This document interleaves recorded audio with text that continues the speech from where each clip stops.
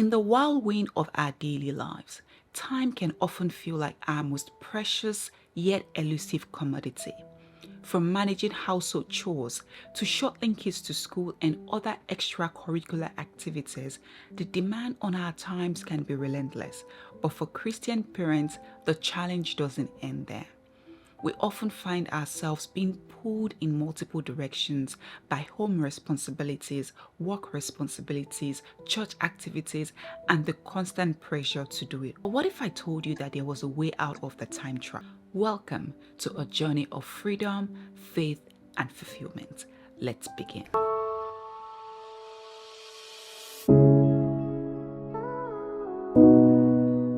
Hi friends, welcome back to my channel where we simplify the scripture. My name is Imo, and in this video we'll be discussing the six we'll be discussing the 6 different time traps that hijack our Christian lives and what we can do to get rid of them so that we can enjoy the beautiful life God has called us in. Let's begin by discussing the first time trap. This one many of us know all too well, something I like to call the work trap. I'm very familiar with this one because I got entangled in a job that was time trapping me. And although the job was paying well, it was a source of stress. So your job is a time trap if it makes you, number one, work long hours way past your close time. A stressful job that demands us working way past our regular close hour, or bringing our job home with us, or working late into the night is a time trap. Ecclesiastes 3:5b says there is a time to embrace and another time to part. In essence, there is a time to embrace our job, and while we're working as Christians, we give 100% to our work. But there is also a time to part ways from work and go home and spend with our family. And that time is 5 p.m. or whatever it is on a higher ladder. But if that job is taking that time away from your family, away from your personal time, away from your relationship with God, and taking over other important areas of your life, then you're being time trapped.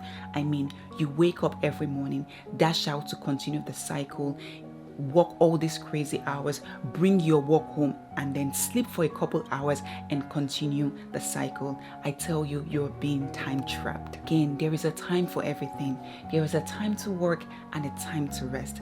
Your job is a time trap if, number two, it eats into your rest time, or you need a long time to recover from after.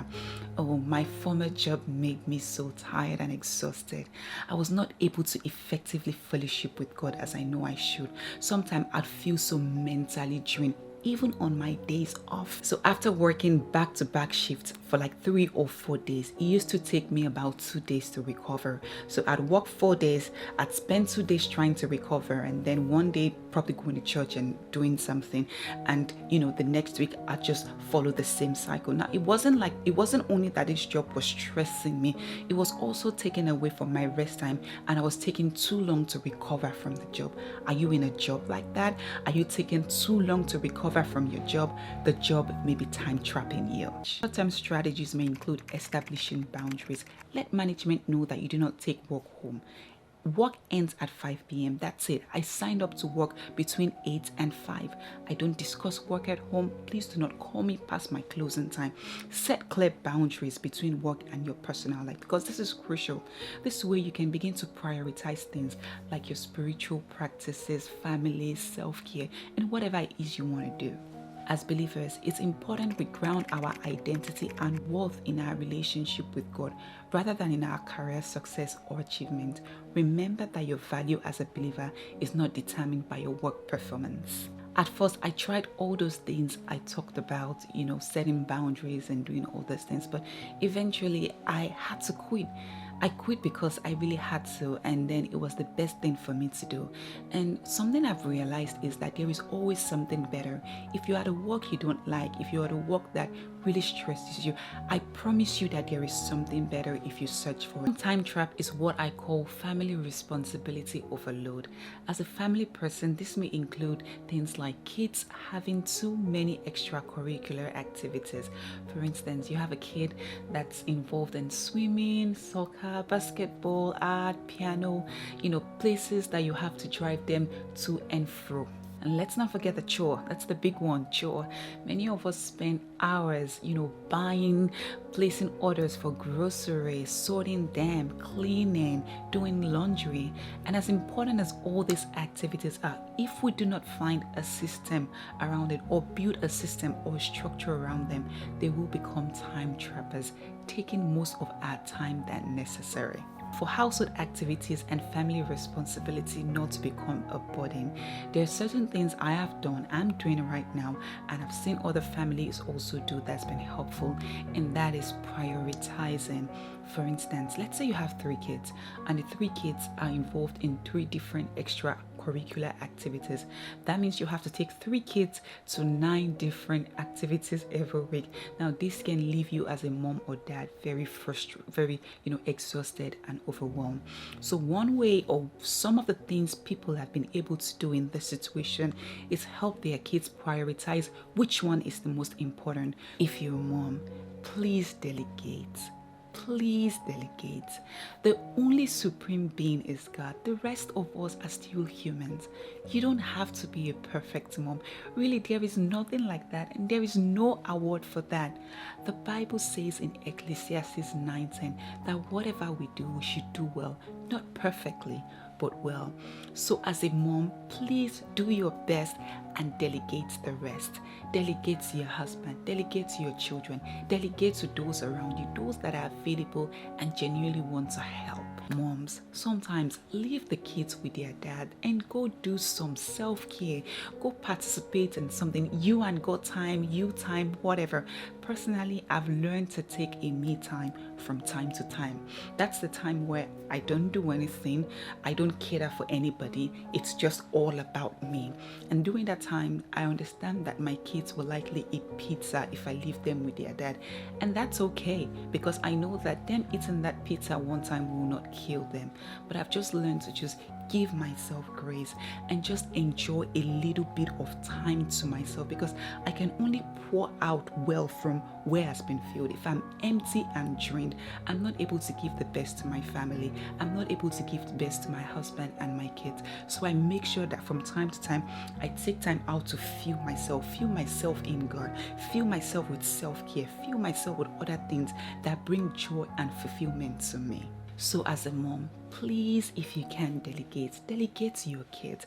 Let the 7-year-old load the dishwasher. Let the 9-year-old fold the laundry. Trying to do everything by yourself is a time trap that will leave you exhausted in the long run.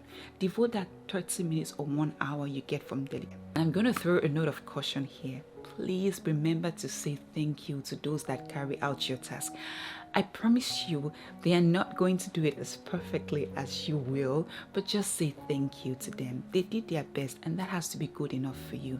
So when you come and your husband has done certain things, he's cooked, he's done certain things he doesn't do, just say thank you and walk away. Don't try and correct them or say this is how to do it better. Just say thank you and be appreciative of the help whenever you delegate. Another thing that I found helpful that I do in recent time is to do things in batches.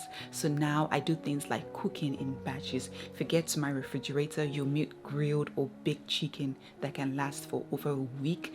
Many times you would also meet things like beans, like stew, like some of the other African things, delicacies that we eat, our major food like soup, like vegetable. I cook in batches and I portion some in the refrigerator and the fridge, and I put some in the freezer so that it can last longer. And that has been very helpful for me because it's given out time for me to do other things instead of spending every night cooking in the kitchen. Let's move on to the third time trap, which is ministry over commitment. Ministry over commitment. As believers, of course, we love God, and no doubt we want to serve God as much as we can. Now, commitment to the house of God is great.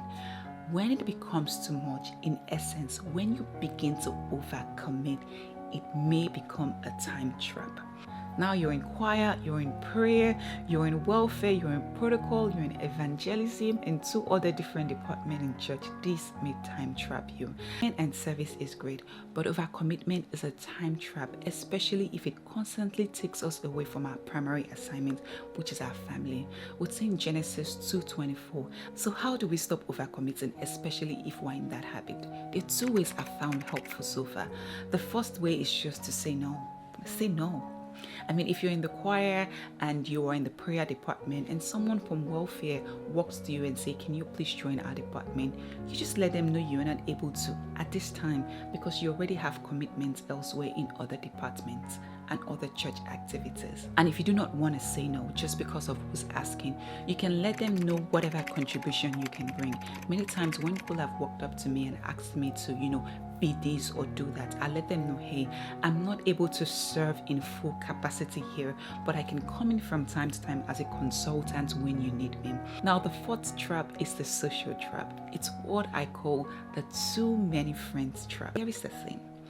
If you have 10 friends and those friends have 2 or 3 children each, it means that you have to attend some 20 to 30 something birthday parties for your friends each year, and that is minus the other events that may come up. If you have a couple friends, like real genuine Christ-minded, like-minded friends, I really do not think you're missing out on much, because sometimes having too many friends can leave you spread thin and can become a time trap, taking you away from the things that really matter.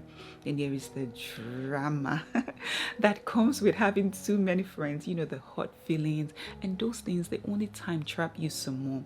The fifth time trap is the digital trap. Now, the goal of social media company is to keep us glued to their platform for the longest possible time. So this social media company would spend billions to put in front of you and I those things that would catch our interest. Now, some of you know this popular word, algorithm. There is something so addictive about Instagram. You just want to keep scrolling and scrolling and scrolling.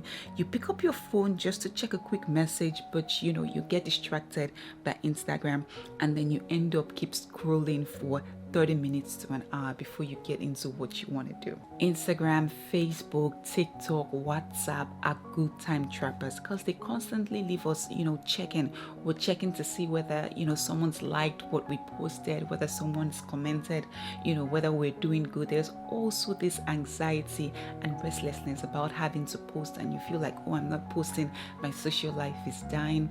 We'll also watch other influencers. We look at their lives, all the perfect things they post, and we feel like, oh, these people are doing so great, and I am not there yet, not realizing that it's the idealized version of themselves that they give to us, not necessarily the real. So what can we do in order to be able to break away from these time traps? Some of the things I've done is I've set some time limits. So what I've done in recent time is to allocate specific time slots for social media use. The sixth time trap is the television, which may include cable, news. What I can just encourage is that we do things in moderation, and we watch TV if we're going to be doing that in moderation. Some people, the way they've resolved to just catching up on things is they invite people into their homes, and that's the only time they watch TV. Sometimes I do that also. I host guests and then we watch TV together. Sometimes we'll have family moments where we watch TV together. Sometimes I watch TV with my husband, but that's the only time I let myself indulge, because I know that if I do not watch it, I'm gonna end up spending 2 weeks or 3 weeks binge watching a show, and I do not have time for that, because that time I could be using to do other things. And there you have it. Those are the 6 time traps that tend to hijack our lives as believers. Now, if you've watched this video to this extent, you're probably wondering, in my home I also have things that time trap me. I've got some clutter here and there. How do I go about this? And that is exactly what I discussed in this video. In this video, we covered the home clutter and how to build a better space, a space where it's more welcoming, it's more energetic, it's more refreshing. So please do make sure you check it out. Thanks for watching this video, and until next time when I come your way again, my name is Imo. Bye bye.